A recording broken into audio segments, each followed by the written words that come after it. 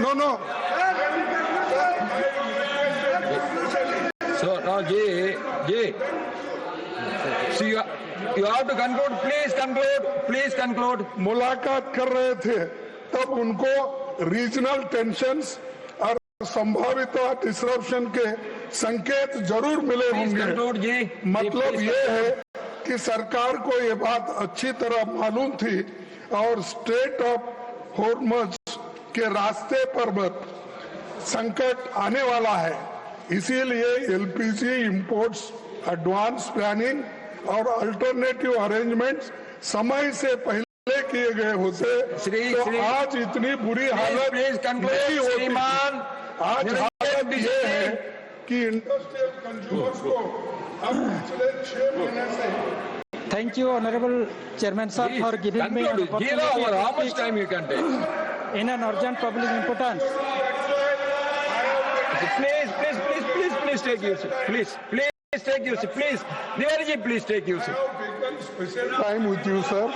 That is, industrial consumers को अब पिछले 6 महीने की एवरेज सप्लाई का केवल 80% ही मिलेगा।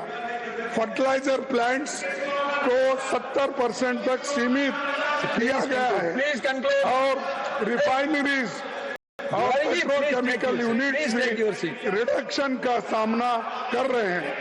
सरकार ने घरेलू एलपीजी सिलेंडर के दाम 60 रुपीज बढ़ा दिए हैं।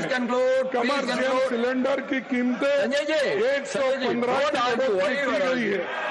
अगर सरकार की दावा सच होता और वैकल्पिक खरीद से कमी की भरपाई हो गई होती तो इतनी पाबंदी क्यों लगती?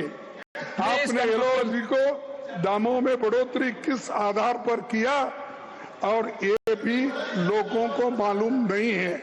सर, मैं आपसे विनती करूंगा कि सरकार को आप अच्छे हैं, ऐसा क्या कर रहे हैं? सिलेंडर बुक करने के बाद वेटिंग पीरियड शहरों में 21 से बढ़ाकर 25 दिन और गांवों को रिमोट इलाकों में 25 से लेकर 45 दिन तक करा दिया गया है। इससे जमाखोरी। You want to respond to your speech, please. 0 hour. Honorable LFP should know that this is 0 hour and one has to speak within 3 minutes. And the rule is for everybody, for every individual. 3 minutes. Everybody, that's why I requested after 0 hour, immediately if you give, I can discuss. I said, so he honorable chairman. Please conclude. Now, Garge ji, please conclude. Sir, 1 minute. I will finish 1 minute. Sir, इससे जमाखोरी और panic booking बढ़ रही है। महोदय, इससे कुछ महत्वपूर्ण सवाल उठते हैं। अगर सरकार को ये पता था कि एलपीजी इंपोर्ट्स संकट में पड़ेगा तो अल्टरनेटिव अरेंजमेंट क्यों नहीं किए गए? देश में कोऑर्डिनेटेड रिस्पांस और पब्लिक एंग्जाइटी का काम करने को अपोजिशन को भरोसे में क्यों नहीं लिया गया? और काला बाजारी जमाखोरी को रोकने के लिए सरकार कोई कड़ा कदम क्यों नहीं उठाया रहे?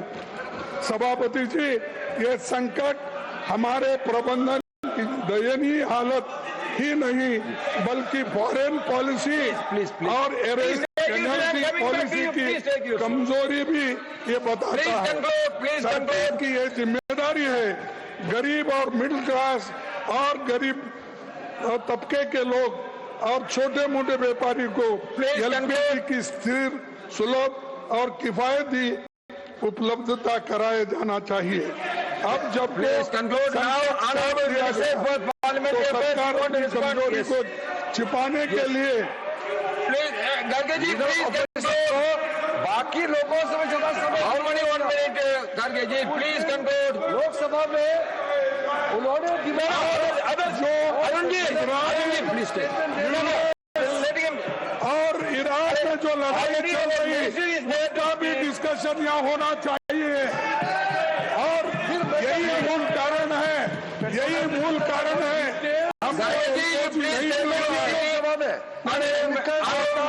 और सारे कांग्रेस के लोग स्टेटमेंट नहीं सुने सर, और पूरा आके डिस्टर्ब किया, वो स्टेटमेंट का मांग किया। और 4 बजे उन्होंने कहा कि राहुल गांधी जी बोलना चाहते हैं, वो एलपीजी में फिर नहीं बोले, और फिर इधर उधर का बात करके जब पेट्रोलियम मिनिस्टर ने स्टेटमेंट दिया तो फिर सारे कांग्रेस एमपी पूरा हंगामा करके स्टेटमेंट नहीं सुने, फिर यह मुद्दा उठाते हैं, जब जवाब देते हैं तो सुनते नहीं है। ये तो बहुत गलत बात है।